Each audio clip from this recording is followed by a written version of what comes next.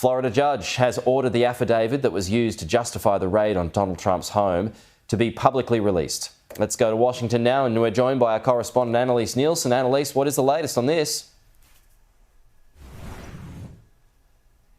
Well, this is just breaking in the last half hour. This is going to be a momentous occasion in the raid on Donald Trump's private home. Now, this is the affidavit that was used to underpin the arrest warrant that saw those FBI agents come in and raid and discover what has been reported to be hundreds of pages of some classified documents.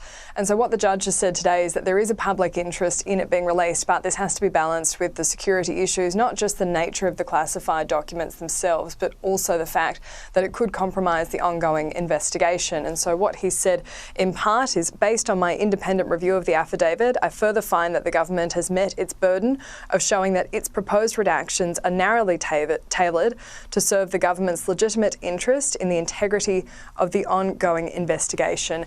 What happened here was the Justice Department was allowed to submit its own version of the affidavit with redactions to say to the judge, this is what we're happy to be out in the public domain. So that is what's going to happen tomorrow. What's likely, though, is most of the probative value will be redacted. And so what's likely to be what's left is what the DOJ is happy to have out, and that will be the things that show perhaps Donald Trump not acting in the way that maybe a president would be expected to act. And so there is already allegations that this is going to be a politically charged affidavit once it's released, but we'll have to wait and see what the details are. The president was weighing in on this morning. Remember, President Trump does retain that title even after he leaves office. And he said on his own network, Truth Social, Joe Biden said he knew nothing about the break-in of Mar-a-Lago or the greatest political attack in the history of the US. Does anybody really believe this? The radical left Democrat prosecutors are illegally trying to circumvent for purely political gain the Presidential Records Act, under which I have done absolutely nothing wrong. Since we originally spoke about the FBI raid on his compound in Mar-a-Lago, we had questions over it anyway because, you know, what they had taken in the first instance wasn't revealed. So that was already a red flag. So since then, are you any more or less convinced that there's anything there? Oh, there's nothing there. Look, I know all about the archives and what they're looking for and those kinds of things. Look, there is nothing there. But I did notice the last time, I think I might have mentioned it on the show, is that the Attorney General was very concerned, or his office was very concerned about what might be there that might be exploited by foreign agents, that is, things that they could find there. So, you know, they're not really accusing Trump of anything in particular, right, but except being sloppy with the stuff around the house. Pete, I know what he took home. He took home those bromance letters between him and Chairman Kim in North Korea. Those things would be worth a fortune hanging up in some bar in Montana. That's a good point. That's a very good point. But how does Garland stay in his job after all of that then? Oh, look, he's dead meat. They're going to get him one way. He's either going to be thrown out by the Democrats for being incompetent, and when the Republicans come storming back in November, and they take over the House in January, they'll get their 218 votes. And it's already been promised by the Speaker, or by the Republican leader in the House, they're going to get Garland. They're going to impeach him in a New York minute. They're going to go right after him. So, you know, he only gets one shot to get the president. And I don't think he did a very good job. So I think he should be ducking for cover. Joe Biden denies he was given any advance notice of the FBI raid on Donald Trump's Mar-a-Lago home. So far, the National Archives in DC say it's received about 700 pages of classified documents from the FBI and boxes surrendered by Donald Trump's lawyers. The White House denied any involvement in the investigation into the former president, though. Mr. President, how much advance notice did you have of the FBI's plan to search Mar-a-Lago? I didn't have any advance notice. None. Zero. Not one single bit. Thank you. A plane bound for Los Angeles has been forced to divert after one of its engines caught fire. The Viva Aerobus flight, which had departed from Mexico, was 10 minutes into its late-night journey to LAX on Tuesday before a loud explosion panicked passengers, understandably. Metal friction in the jet's engine is believed to have caused the fire. The plane fortunately diverted back to Guadalajara and passengers continued their journeys the following day.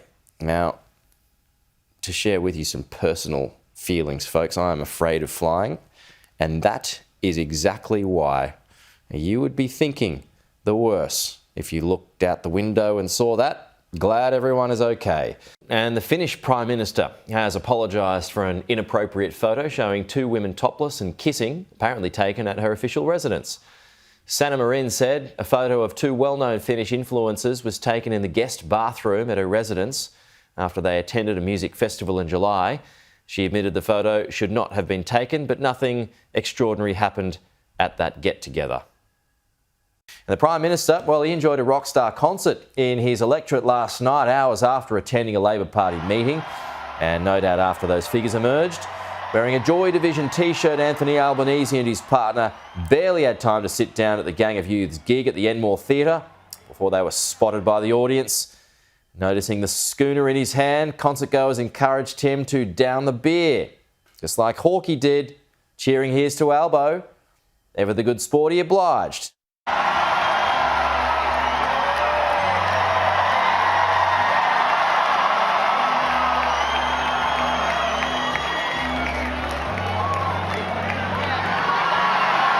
Let's head to Canberra now, because joining us live is the Deputy Prime Minister, Richard Marles. Richard Marles, good morning to you. So, have you seen the Solicitor General's review?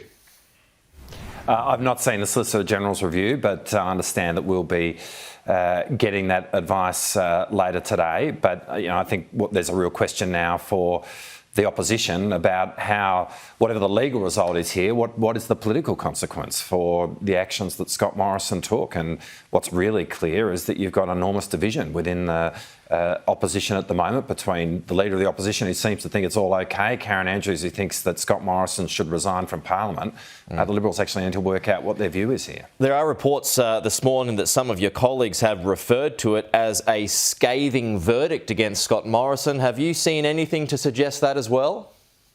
Well, again, I haven't seen it. Okay. I mean, whatever the legal advice is, there's no question that this is an appalling conduct on the part of the former Prime Minister. I mean, he treated, firstly, the Australian people with utter contempt by keeping all of this secret. He treated his colleagues with complete contempt.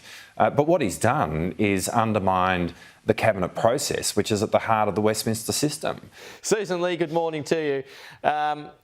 Just on these, the fallout from yesterday, the government was undermined. This, according to the Solicitor General. Does Scott Morrison need to apologise to the Australian public? Pete, you're describing it as fallout. I'm describing it as a bewildering example of the Albanese cabinet meeting and spending their time talking about this issue.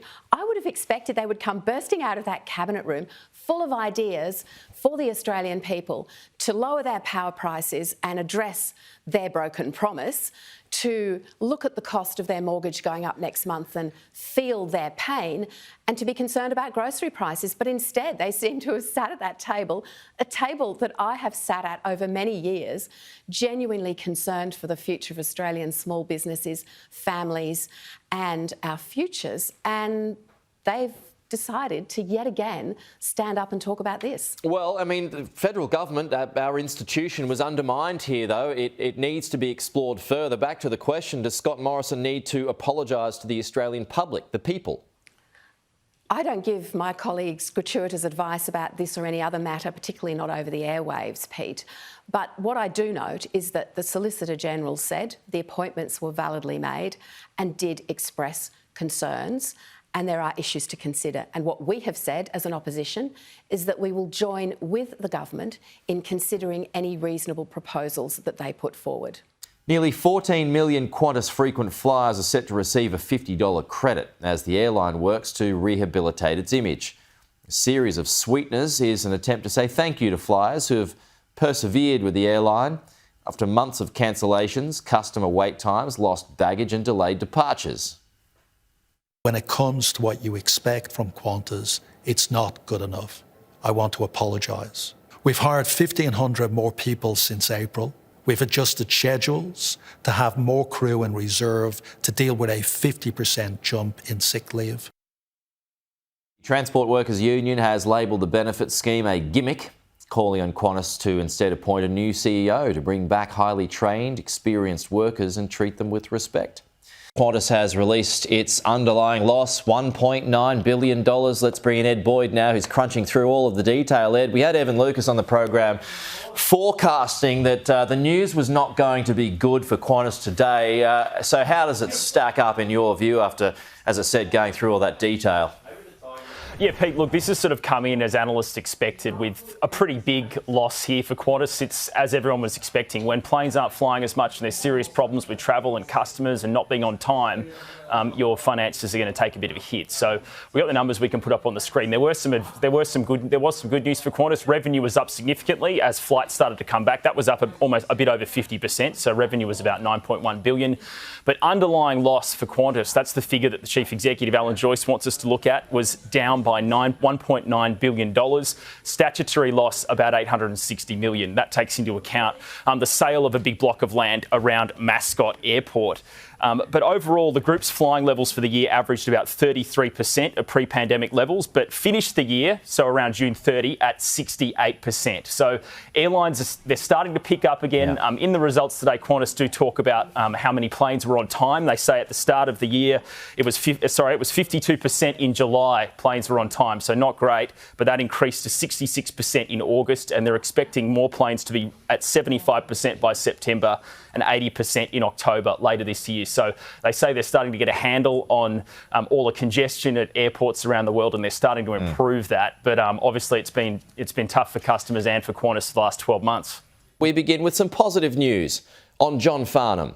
The Australian singer is in a stable condition in the ICU this morning after a successful surgery that lasted 11 and a half hours. A 73-year-old had been diagnosed with cancer and underwent surgery to remove a tumour. He is now recovering at hospital in Melbourne.